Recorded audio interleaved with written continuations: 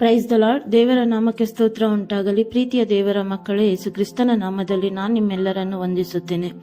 ಕಳೆದ ದಿನ ನಾವು ನೋಹಾನನ ಹೆಂಡತಿಯ ಕುರಿತು ಧ್ಯಾನ ಮಾಡಿಕೊಂಡೆವು. ಈ ದಿನ ಮತ್ತೊಂದು ಸ್ತ್ರೀಯ ಕುರಿತು ಧ್ಯಾನ ಮಾಡಿಕೊಳ್ಳೋಣ. ಈ ದಿನ ಧ್ಯಾನ ಮಾಡುವುದಕ್ಕೆ ಹೋಗುವ ಸ್ತ್ರೀ ಯಾರೆಂದರೆ ರೆಬೆಕ್ಕಾ. ಆಮೆನ್. ರೆಬೆಕ್ಕಾ ಯಾರು ಎಂದು ನೋಡುವುದಾದರೆ, ಅಬ್ರಹಾಮನ ವಾಗ್ದಾನ ಮಗನಾದ ಈಸಾಕನ ಹೆಂಡತಿ. ರೆಬೆಕ್ಕಳ ಜೀವಿತವನ್ನು ಆದಿಕಾಂಡ 24ನೇ ಅಧ್ಯಾಯಗಳಲ್ಲಿ ಗಮನಿಸಬಹುದು. ದೇವರು ಅವಳು ಯೌವನಸ್ಥಳಾಗಿದ್ದಾಗಲೇ ಸತ್ಯವೇದದಲ್ಲಿ ಬರೆಸಲ್ಪಟ್ಟಿದ್ದಾರೆ. ಮದುವೆಗೆ ಮುಂಚೆನೆ ಅವಳ ಕುರಿತು ನೋಡಬಹುದು. ಪ್ರಿಯರೇ, ಅಬ್ರಹಾಮನನ್ನು ಸತ್ಯವೇದದಲ್ಲಿ ನಂಬಿಕೆಯ ತಂದೆ ಎಂದು ನೋಡುತ್ತೇವೆ ಮತ್ತು ಸತ್ಯವೇದದಲ್ಲಿ ಉನ್ನತವಾದ ಸ್ಥಾನವನ್ನು ದೇವರು ಕೊಟ್ಟಿರುವುದನ್ನು ಸಹ ನೋಡಬಹುದು. ಪ್ರಿಯರೇ, ದೇವರು ಅಬ್ರಾಮನಿಗೆ 100 ವರ್ಷದವನಾಗಿದ್ದಾಗ ಈಸಾಕನನ್ನು ವಾಗ್ದಾನ ಮಗನಾಗಿ ಕೊಟ್ಟರು. ಈಸಾಕನಿಗೆ ಮದುವೆ ವಯಸ್ಸಿಗೆ ಬಂದಾಗ ಅಬ್ರಹಾಮನನ್ನು ತನ್ನ ಜೊತೆಯಲ್ಲಿದ್ದ ಸೇವಕನನ್ನು ಕರೆಸಿ ಹೀಗೆ ಹೇಳ್ತಾ ಇದ್ದಾರೆ. ಆದಿಕಾಂಡ 24ನೇ ಅಧ್ಯಾಯನ 1ನೇ ವಚನಗಳನ್ನ ಓದಿಕೊಳ್ಳೋಣ. ಅಬ್ರಹಾಮನು ಬಹುದಿನದ ವೃದ್ಧನಾದನು, ಯೆಹೋವನು ಅವನನ್ನು ಸಕಲ ವಿಷಯಗಳಲ್ಲಿ ಅಭಿವೃದ್ಧಿಪಡಿಸಿದನು. ಹೀಗಿರಲು ಅವನು ತನಗಿದ್ದ ಆಸ್ತಿಯ ಮೇಲೆ ಆಡಳಿತ ಮಾಡುತ್ತಿದ್ದ ಹಿರಿ ಸೇವಕನಿಗೆ, ನಾನು ವಾಸವಾಗಿರುವ ಕಾನಾನ್ಯರಲ್ಲಿ ನೀನು ನನ್ನ ಮಗನಿಗೋಸ್ಕರ ಹೆಣ್ಣನ್ನು ತೆಗೆದುಕೊಳ್ಳದೆ ನನ್ನ ಸ್ವದೇಶಕ್ಕೂ ನನ್ನ ಬಂಧುಗಳ ಬಳಿಗೆ ಹೋಗಿ ಅವರಲ್ಲೇ ನನ್ನ ಮಗನಾದ ಈಸಾಕನಿಗೆ ಹೆಣ್ಣನ್ನು ತೆಗೆದುಕೊಳ್ಳಬೇಕು. ಹಾಗೆ ತೆಗೆದುಕೊಳ್ಳುತ್ತೇನೆಂಬುದಕ್ಕೆ ನೀನು ನನ್ನ ತೊಡೆಯ ಕೆಳಗೆ ಕೈಯಿಟ್ಟು ಭೂಲೋಕ ಪರಲೋಕಗಳ ದೇವರಾಗಿರುವ ಯೆಹೋವನ ಮೇಲೆ ಪ್ರಮಾಣ ಮಾಡಬೇಕೆಂದು ಹೇಳಿದನು. ಆಮೆನ್. ಆ ಸೇವಕನಿಗೆ ಅಬ್ರಾಮನು, ನಾನು ವಾಸವಾಗಿರುವ ಈ ಕಾನಾನ್ಯರಲ್ಲಿ ನನ್ನ ಮಗನಿಗೆ ಹೆಣ್ಣನ್ನು ತೆಗೆದುಕೊಳ್ಳದೆ ನಾನು ಬಿಟ್ಟು ಬಂದ ನನ್ನ ಸ್ವದೇಶಕ್ಕೆ ಹೋಗಿ ನನ್ನ ಮಗನಿಗೋಸ್ಕರ ಹೆಣ್ಣನ್ನು ತೆಗೆದುಕೊಳ್ಳಬೇಕೆಂದು ಹೇಳ್ತಾ ಇದ್ದಾರೆ. ಹಲ್ಲೆಲೂಯಾ. ಹಾಗೆ ಮಾಡ್ತೀನಂತ ನೀನೇನ್ ಮಾಡು, ನನ್ನ ತೊಡೆಯ ಕೆಳಗೆ ಕೈ ಇಟ್ಟು ಪ್ರಮಾಣ ಮಾಡಬೇಕೆಂದು ಕೇಳೋದನ್ನ ನೋಡುತ್ತೇವೆ. ಪ್ರಿಯರೇ, ಅದಕ್ಕೆ ಸೇವಕನು ಹೇಳ್ತಾ ಇದ್ದಾನೆ, ಒಂದು ವೇಳೆ ಆ ಹುಡುಗಿ ನನ್ನ ಜೊತೆ ಬರೋದಿಕ್ಕೆ ಇಷ್ಟ ಇಲ್ಲ ಅಂದ್ರೆ ನಾನು ಏನ್ ಮಾಡ್ಲಿ, ನಿನ್ನ ಮಗನ್ನ ಕರ್ಕೊಂಡು ಹೋಗ್ಲಾ ಬಂದು ಹಾಗಂತ ಕೇಳಬೇಕಾದ್ರೆ ಅಬ್ರಾಮನು, ಆ ರೀತಿಯಾಗಿ ನೀನು ಮಾಡಲೇಬಾರದು. ನನಗೆ ಈ ದೇಶವನ್ನು ಕೊಡುತ್ತೇನೆಂದು ವಾಗ್ದಾನ ಮಾಡಿದ ದೇವರು ತನ್ನ ದೂತರನ್ನು ಕಳಿಸಿ ನಿನಗೆ ಅನುಕೂಲ ಮಾಡುತ್ತಾರೆ, ಒಂದು ಹೆಣ್ಣನ್ನ ಕೂಡ ತೋರಿಸ್ತಾರೆ ಎಂದು ಹೇಳಿದನು. ಆಮೇನ್. ಪ್ರೀತಿಯ ದೇವರ ಮಕ್ಕಳೇ, ಅಬ್ರಹಾಮನು ದೇವರ ಮೇಲೆ ನಂಬಿಕೆಯನ್ನಿಟ್ಟು ತನ್ನ ಸೇವಕನನ್ನು ಮಗನಿಗೆ ಹೆಣ್ಣನ್ನು ನೋಡಲು ಕಳಿಸಿದರು. ಯಾಕಂದರೆ ಅವರಿಗೆ ಗೊತ್ತು, ದೇವರು ನನಗೆ ಮೇಲನ್ನೇ ಮಾಡುತ್ತಾರೆ ಹೊರತು ಕೇಡನ್ನ ಮಾಡೋದಿಲ್ಲ. ನನ್ನ ಕುಟುಂಬಕ್ಕೆ ಸರಿಯಾಗಿರುವ ಒಂದು ಹೆಣ್ಣು ಮಗಳನ್ನು ದೇವರೇ ಕೊಡುತ್ತಾರೆ ಎಂದು ನಂಬಿದರು. ಅನೇಕ ಯೌವನಸ್ಥರು, ತಂದೆ ತಾಯಿಯರು ಗಮನಿಸಬೇಕಾದ ವಿಷಯ ಏನೆಂದರೆ, ದೇವರು ನಮಗೆ ನಮ್ಮ ಕುಟುಂಬಕ್ಕೆ ಸರಿಯಾಗಿ ಹೊಂದಿಕೊಳ್ಳುವ ಕುಟುಂಬಗಳನ್ನ ಕರೆದುಕೊಂಡು ಬರ್ತಾರೆ. ಅಲ್ಲಿಯವರೆಗೆ ಕಾಯಬೇಕು. ಆದರೆ ಎಷ್ಟೋ ಕುಟುಂಬಗಳು ಮದುವೆ ಎನ್ನುವ ವಿಷಯದಲ್ಲಿ ಕಾಯುವುದಿಲ್ಲ. ಕೆಲವೊಂದು ಕುಟುಂಬಗಳನ್ನ ನೋಡುವುದಾದರೆ, ತಂದೆಗೆ ಆರೋಗ್ಯ ಸಮಸ್ಯೆ ಇದ್ದರೆ, ತಾಯಿಗೆ ಆರೋಗ್ಯ ಸಮಸ್ಯೆ ಇದ್ದರೆ, ಕುಟುಂಬದಲ್ಲಿ ಏನೋ ಒಂದು ಸಮಸ್ಯೆ ಇದ್ದರೆ ಮೊದಲು ಮಕ್ಕಳ ಮದುವೆ ಮಾಡಿ ಬಿಡಬೇಕು ಎಂದು ಯೋಚಿಸ್ತಾರೆ. ಸರಿಯಾಗಿ ವಿಚಾರಣೆ ಮಾಡದೆ ಮಕ್ಕಳ ಮದುವೆಯನ್ನ ಮಾಡಿಬಿಡ್ತಾರೆ. ಹಲ್ಲೆಲೂಯಾ. ಆದರೆ ಆ ರೀತಿಯಾಗಿ ಮಾಡಿ ಎಷ್ಟೋ ಕಷ್ಟಗಳಿಗೆ ಒಳಗಾಗ್ತಾರೆ. ಪ್ರಿಯರೇ, ದೇವರ ಮಕ್ಕಳೇ, ದೇವರ ಚಿತ್ತಕ್ಕೆ ಕಾಯಬೇಕು. ದೇವರು ನಮಗಾಗಿ, ನಮ್ಮ ಕುಟುಂಬಗಳಿಗಾಗಿ ತನ್ನ ದೂತರನ್ನು ಕಳಿಸಿ ನಮಗೆ ಅನುಕೂಲ ಮಾಡಿಕೊಡ್ತಾರೆ ಅಂತ ನಂಬಬೇಕು.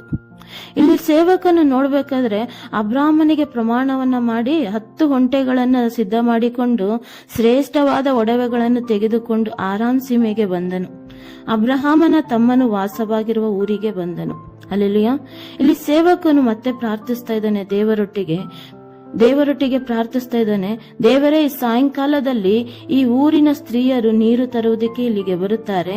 ನಾನು ಹೋಗಿ ನನಗೆ ನೀರು ಕುಡಿಯುವುದಕ್ಕೆ ಕೇಳುತ್ತೇನೆ, ಆ ಹುಡುಗಿ ನಿನಗೂ ಕೊಡುತ್ತೇನೆ ಮತ್ತು ನಿನ್ನ ಒಂಟೆಗಳಿಗೂ ಸಹ ತಂದು ಕೊಡುತ್ತೇನೆ ಎಂದು ಯಾರು ಹೇಳುತ್ತಾರೋ ಅವರೇ ನನ್ನ ದಣಿಯಾದ ಈಸಾಕನಿಗೆ ಬಂದ ಹುಡುಗಿ, ನೀನು ತೋರಿಸುವ ಹುಡುಗಿ ಎಂದು ನಾನು ತಿಳಿದುಕೊಳ್ತೇನೆ ಎಂದು ಪ್ರಾರ್ಥಿಸುತ್ತಿರುವಾಗಲೇ ರೆಬೆಕ್ಕಳು ಕೊಡವನ್ನು ಹಿಡುಕೊಂಡು ನೀರಿನ ಬುಗ್ಗೆಗಳ ಬಳಿಗೆ ಬಂದಳು. ಆಮೇಲೆ ಆ ಸೇವಕರು ಪ್ರಾರ್ಥಿಸುತ್ತಿರುವಾಗಲೇ ರೆಬೆಕ್ಕಳು ಅಲ್ಲಿಗೆ ಬರೋದನ್ನು ನೋಡುತ್ತೇವೆ. ಪ್ರಿಯರೇ, ದೇವರ ಮಕ್ಕಳೇ, ಆ ಸೇವಕನ ಮಾರ್ಗವನ್ನು ದೇವರು ಎಷ್ಟು ಸುಲಭವಾಗಿ ಅನುಕೂಲ ಮಾಡಿಕೊಟ್ಟರು ನೋಡಿ.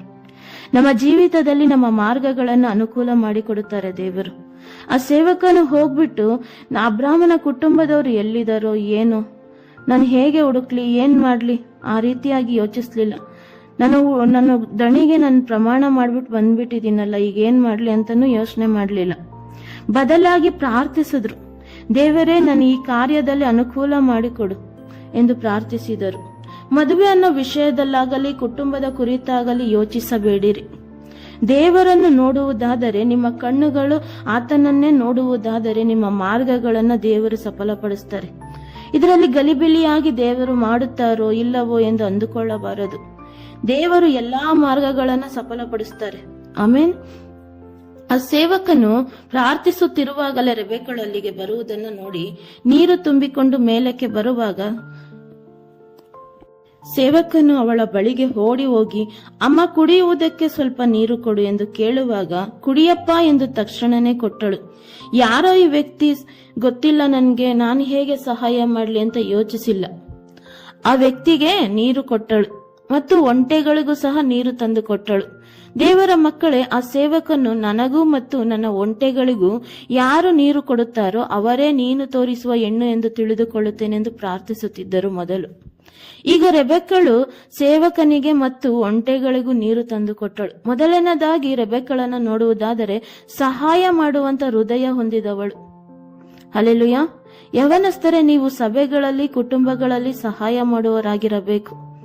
ನಾನು ಓದಿದ್ದೇನೆ, ನಾನು ದೊಡ್ಡ ಕೆಲಸ ಮಾಡ್ತಾ ಇದ್ದೇನೆ, ನಾನು ಹಾಗಿದ್ದೇನೆ ಹೀಗಿದ್ದೇನೆ ಅಂದ್ಕೊಂಡು ಎಷ್ಟೋ ಮಕ್ಕಳು ಏನ್ ಮಾಡೋದಿಲ್ಲ, ಕೆಲಸಗಳನ್ನ ಮಾಡೋದಿಲ್ಲ, ಸಹಾಯಗಳನ್ನ ಮಾಡೋದಿಲ್ಲ. ಹಾಗೆ ಅಂದುಕೊಳ್ಳಬಾರದು. ಕುಟುಂಬದಲ್ಲಿ ತಂದೆ ತಾಯಿಯರಿಗೆ ಸಹಾಯಕರಾಗಿರಬೇಕು. ಸಹಾಯ ಮಾಡುವಂತ ಹೃದಯ ಹೊಂದಿರಬೇಕು. ಇಲ್ಲಿ ಸಹಾಯ ಮಾಡುವಂತ ರೆಬೆಕ್ಕಳು ಹೃದಯವನ್ನು ಹೊಂದಿಕೊಂಡಿದ್ದಳು. ರೆಬೆಕ್ಕಳು ಸಹಾಯವನ್ನು ಮಾಡಿದಳು. ಅವಳು ನೀರು ತಂದುಕೊಡುವುದನ್ನ ಸೇವಕನು ನೋಡಿ ಯೋಚಿಸುತ್ತಿದ್ದಾನೆ. ಏನಂತ, ನಾನು ಯಾವ ರೀತಿ ಅಂದುಕೊಂಡೇನೋ ಅದೇ ರೀತಿಯಾಗಿ ಈ ಹುಡುಗಿ ನೀರು ಕೊಟ್ಟಳು. ಆದರೆ ಯಾವ ಕುಟುಂಬ ಇರಬೇಕು? ದೇವರು ನನ್ನ ಪ್ರಯಾಣವನ್ನು ಸಫಲ ಮಾಡಿದರೋ ಇಲ್ಲವೋ ಎಂದು ತಿಳಿಯುವುದಕ್ಕಾಗಿ ಆ ಹುಡುಗಿ ಬಳಿಯಲ್ಲಿ ಅವಳ ಮೂಗಿಗೆ ಅರ್ಧ ತೊಲೆಯ ತೂಕವುಳ್ಳ ಒಂದು ಚಿನ್ನದ ಮೂಗುತಿಯನ್ನು, ಆಕೆಯ ಕೈಗಳಿಗೆ ಚಿನ್ನದ ಒಡವೆಗಳನ್ನು ಕೊಟ್ಟು, ನೀನು ಯಾರ ಮಗಳು? ಆಮೇನ್, ದಯಮಾಡಿ ಹೇಳುತ್ತೇಯಾ ಎಂದು ಕೇಳಿದರು. ಹಲ್ಲೆಲೂಯಾ. ನಾವು ಇಳಿದುಕೊಳ್ಳುವುದಕ್ಕೆ ಸ್ಥಳ ಇದೆಯಾ ಎಂದು ಕೇಳಲು ಅವಳು ಆ ಸೇವಕನಿಗೆ, ನಾನು ನಾಹೋರನಿಗೆ ಮಿಲ್ಕಾಳಲ್ಲಿ ಹುಟ್ಟಿದ ಬೇತೋವೆಲನ ಮಗಳು ಎಂದು ಹೇಳಿದಳು. ಆಗ ಆ ಸೇವಕನು, ದೇವರೇ, ನಾನು ಎಲ್ಲಿಗೆ ಹೋಗಬೇಕಿತ್ತೋ ಅಲ್ಲಿಗೆ ನೀನು ನೀಟಾದ ಮಾರ್ಗದಲ್ಲಿ ನಮ್ಮನ್ನು ಕರೆದುಕೊಂಡು ಬಂದಿದೀಯಾ, ನಮ್ಮ ಮಾರ್ಗಗಳನ್ನು ಸಫಲಪಡಿಸಿದ್ಯಾ ಅಂದ್ಬಿಟ್ಟು ಪ್ರಾರ್ಥಿಸ್ತಾ ಇದ್ದಾರೆ. ದೇವರಿಗೆ ಕೃತಜ್ಞತಾ ಸ್ತುತಿಯನ್ನ ಮಾಡ್ತಾ ಇದ್ದಾರೆ ಅವರು. ಹಲ್ಲೆಲೂಯಾ. ನಾವು ದೇವರಿಗೆ ಕೃತಜ್ಞತಾ ಸ್ತುತಿಯನ್ನ ಮಾಡಬೇಕು. ನಮ್ಮ ಜೀವಿತದಲ್ಲಿ ದೇವರು ಅನೇಕ ಅದ್ಭುತಗಳನ್ನ ಮಾಡ್ತಾರೆ, ಅನೇಕ ಉಪಕಾರಗಳನ್ನ ಮಾಡ್ತಾರೆ. ಆದ್ರೆ ಅದನ್ನ ನಾವು ನೆನೆಸೋದಿಲ್ಲ. ಅನೇಕ ಜನರು ಮರೆತು ಹೋಗ್ತಾರೆ. ದೇವರು ಮಾಡಿರುವಂತ ಉಪಕಾರಗಳನ್ನ, ದೇವರು ಮಾಡಿರುವಂತ ಅದ್ಭುತ ಕಾರ್ಯಗಳನ್ನ ಅನೇಕ ಜನರು ಮರೆತು ಹೋಗ್ತಾರೆ. ಆದ್ರೆ ಸೇವಕನ್ ಏನ್ ಮಾಡ್ತಾ ಇದ್ದಾನೆ, ತಕ್ಷಣನೇ ದೇವ್ರಿಗೆ ಮೊದಲು ದೇವರು ನನ್ನ ಮಾರ್ಗಗಳನ್ನ ಸಫಲಪಡಿಸಿದ್ರು.